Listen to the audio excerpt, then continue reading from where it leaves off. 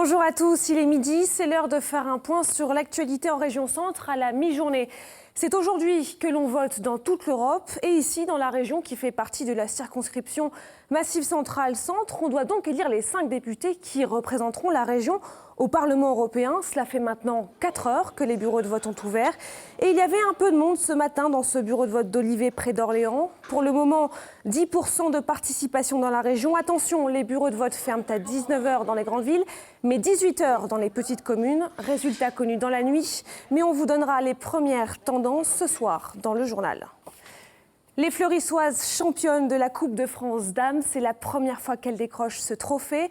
Score final 20-18, ce n'était pas gagné d'avance, mais elles se sont battues jusqu'au bout. Vanessa Hirson et Cédric Le Poitevin.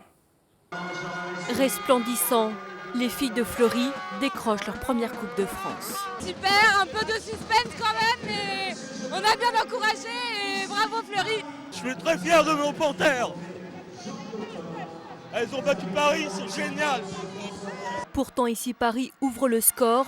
Toute la première mi-temps, les Fleurissoises et les Franciliennes jouent au coude à coude, réalisent les mêmes erreurs. Fin de la première période, 2 cartons jaunes pour chaque équipe et 8 partout. On serre les fesses et on se dit qu'elles aussi, elles sont aussi fatiguées que nous et que on a des rotations, on a du banc, on a peur, bien sûr, on a peur qu'elles reviennent, qu'elles passent devant, mais voilà, on a eu un peu de chance. Voilà. À la deuxième mi-temps, les Panthères sortent un peu plus les griffes et mènent de 2 points. Paris tente d'égaliser mais échoue. Fleury creuse encore l'écart avec un énième point de Mélissa Agathe. Puis en 2 minutes, Paris rattrape son retard, égalise et reprend de l'avance. Mais les Panthères ne se laissent pas abattre. La suite, on la connaît. Score final 20-18.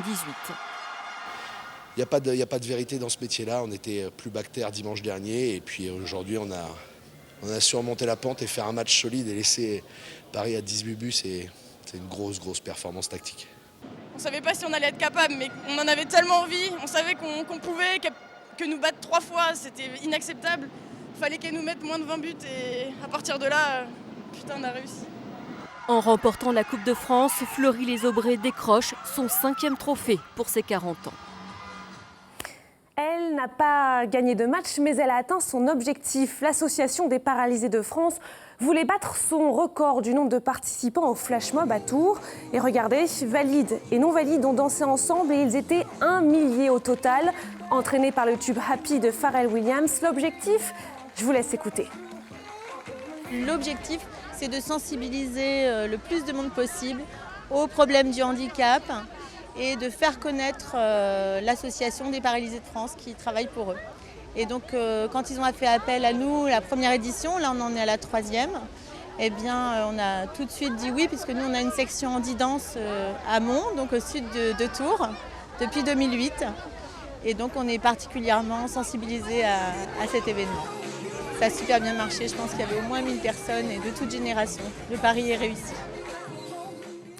Joyeux anniversaire au donjon de Loches qui surplombe le Val de l'Indre. 1000 ans, c'est son âge. Pour l'occasion, une fête médiévale est organisée tout le week-end.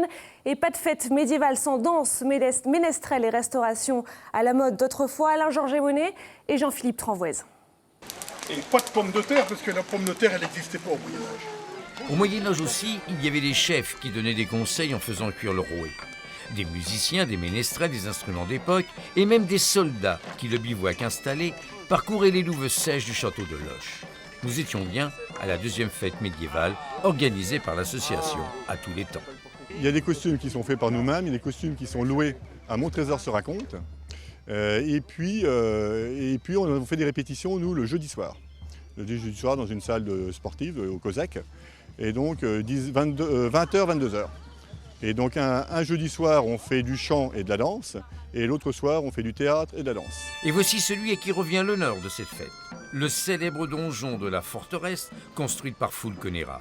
C'était il y a tout juste 1000 ans. Il y a son histoire un petit peu de prison avec la Balue, bien sûr, qui a été emprisonné dans ce donjon, puisqu'il a perdu, après le Moyen-Âge, à l'époque de la Renaissance, sa fonction de résidence, parce qu'on avait construit un logis quand même un peu plus agréable à côté, où Charles VII pouvait bien sûr recevoir sa maîtresse Agnès Sorel. Le cadre était un peu plus confortable, et on a transformé un petit peu ce lieu en prison d'État, où quelques grands du royaume qui ne convenaient pas au roi ont pu être enfermés. Mais au pied du cachot de Philippe de Comines, c'est de fêtes dont il est question, de ripailles, de foisses, de tir à l'arc, de chants et d'initiation aux danses médiévales. Voilà, fin de ce Flash Info. Merci de l'avoir suivi. On se retrouve ce soir pour le 19-1. D'ici là, bonne journée et puis surtout bonne fête à toutes les mamans.